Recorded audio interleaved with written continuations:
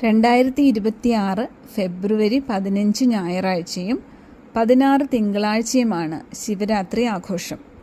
ശിവരാത്രിയുടെ ഏറ്റവും പ്രധാന ഐതിഹ്യം പാലാഴി മദനവുമായി ബന്ധപ്പെട്ടതാണെന്ന് നമുക്കറിയാലോ. ആ കഥ അല്പം വിശദമായി ഒന്ന് കേൾക്കാം. മഹാകോപിഷ്ഠൻ എന്നു പേരുകേട്ട ദുർവാസാവ് മഹർഷിക്ക് ഒരിക്കൽ ദേവലോകത്ത് വെച്ച് വിദ്യാധര സ്ത്രീകൾ ഒരു പാരിജാതമാല സമർപ്പിച്ചു. സന്യാസിയായ തനിക്ക് പുഷ്പമാലയുടെ ആവശ്യമില്ലല്ലോ എന്ന് കരുതി അദ്ദേഹം ദേവരാജനായ ദേവേന്ദ്രന് ആ മാല സ്നേഹപൂർവ്വം സമ്മാനിച്ചു. ദുർവാസാവിൽ നിന്നും മാല ലഭിച്ച ദേവേന്ദ്രന് അതീവ സന്തോഷമായി. അത് സ്വന്തം തലയിൽ ചൂടാമെന്ന് കരുതി അദ്ദേഹം മുടി വൃത്തിയായി ഒതുക്കവേ മാല സ്വന്തം വാഹനമായ ഐരാവതത്തിൻ്റെ മുകളിൽ വച്ചു. ഞൊടിയിടയിൽ പൂവിൻ്റെ വാസന കൊണ്ട് അനേകായിരം വണ്ടുകൾ അവിടേക്കെത്തി ഐരാവതത്തിനു ചുറ്റും മൂളിക്കൊണ്ട് പാറി പറക്കാൻ തുടങ്ങി.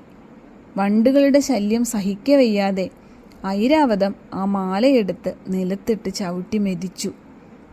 ഇത് കണ്ടുവന്ന ദുർവാസാവിൻ്റെ അവസ്ഥ പറയണ്ടല്ലോ. അദ്ദേഹം കോപം കൊണ്ട് ജ്വലിച്ചു. ദേവന്മാരെ ഒന്നാകെ നിർദാക്ഷിണ്യം ശപിച്ചു. ദേവേന്ദ്രൻ ഉൾപ്പെടെ എല്ലാ ദേവഗണങ്ങൾക്കും ജരാനര ബാധിക്കട്ടെ എന്നും ദേവലോകത്തെ സകല ഐശ്വര്യങ്ങളും ക്ഷയിച്ചു പോകട്ടെ എന്നുമായിരുന്നു ആ ഉഗ്രശാപം.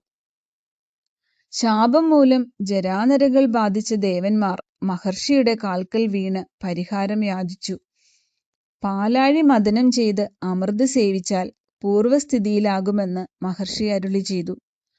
പാലാഴി മദനം എന്ന ബൃഹത് കർമ്മത്തിനായി ദേവന്മാർ അസുരന്മാരെയും കൂട്ടുപിടിച്ചു.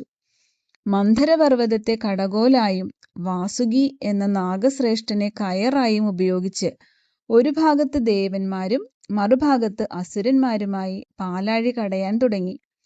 ഇരുഭാഗത്തും നിന്നുള്ള അതിശക്തമായ വലി കൊണ്ട് മന്ധരപർവ്വതം സമുദ്രത്തിലേക്ക് താഴാൻ തുടങ്ങി. പ്രശ്നപരിഹാരമായി മഹാവിഷ്ണു തൻ്റെ രണ്ടാമത്തെ അവതാരമായ കൂർമ്മമായി ജന്മമെടുത്ത് മന്ധരപർവ്വതത്തെ പൂർവസ്ഥാനത്ത് താങ്ങി നിർത്തി. പാലാഴി മദനം പുനരാരംഭിച്ചതോടെ കുറച്ചു കഴിഞ്ഞപ്പോൾ വാസുകി അവശനായി. വാസുകിയുടെ വായിൽ നിന്ന് അതിഭീകരമായ വിഷം പുറത്തേക്ക് വമിച്ചു തുടങ്ങി. ത്രിലോകങ്ങളെയും അപ്പാടെ നശിപ്പിക്കാൻ ശേഷിയുള്ള കാളകൂട വിഷത്തിന്റെ ഗന്ധം കൊണ്ട് തന്നെ 3 ലോകങ്ങളും മയങ്ങിപ്പോയി. ഇനി എന്തു ചെയ്യും എന്നറിയാതെ പകച്ചുപോയ ദേവന്മാരും അസുരന്മാരും പരമശിവനെ അഭയം പ്രാപിച്ചു. 14 ലോകങ്ങളുടെയും രക്ഷാർത്ഥം പരമശിവൻ ആ ഘോരവിഷം ഏറ്റുവാങ്ങി പാനം ചെയ്യാൻ തുടങ്ങി. ഈ ഉഗ്രവിഷം അകത്തു ചെന്നാൽ മഹാദേവന് പോലും ആപത്തുണ്ടായേക്കാം എന്നു ഭയന്ന് പാർവതീദേവി അദ്ദേഹത്തിന്റെ തൊണ്ടയിൽ മുറുകെ പിടിച്ചു.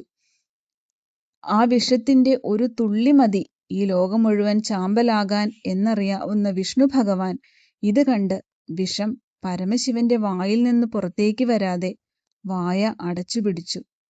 വിഷം തൊണ്ടയിൽ കെട്ടി പരമശിവന്റെ കണ്ഠം നീല നിറത്തിലായി. വിഷമുള്ളിൽ ചെന്ന് പരമശിവന് ആപത്തൊന്നും സംഭവിക്കാതിരിക്കാൻ ശ്രീ പാർവതീദേവിയും ദേവീദേവന്മാരും ചേർന്ന് പ്രാർത്ഥനകളും സ്തുതികളുമായി ആ രാത്രി പരമശിവനൊപ്പം ഉറക്കമില്ലാതെ കഴിഞ്ഞു. വിഷസ്പർശത്താൽ കണ്ഠം നീലയായതിനാൽ അദ്ദേഹത്തിന് അന്നു മുതൽ നീലകണ്ഠൻ എന്ന പേര് വന്നു. പാലാഴി മഥനം തുടരുകയും അതിൽ നിന്ന് പല വിശിഷ്ട വസ്തുക്കളും ഉയർന്നു വരികയും ചെയ്തു. ഏറ്റവും ഒടുവിലായി ലഭിച്ച അമൃത് പാനം ചെയ്ത് ദേവന്മാർ യുവത്വം വീണ്ടെടുക്കുകയും ദേവലോകത്തിന് നഷ്ടപ്പെട്ട സകല ഐശ്വര്യങ്ങളും തിരികെ ലഭിക്കുകയും ചെയ്തു. ജീവിതം സുഖദുഃഖങ്ങളുടെ പാലാഴിയാണ്.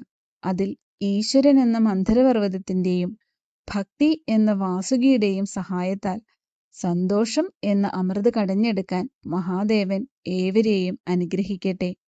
ശിവരാത്രി ആശംസകൾ.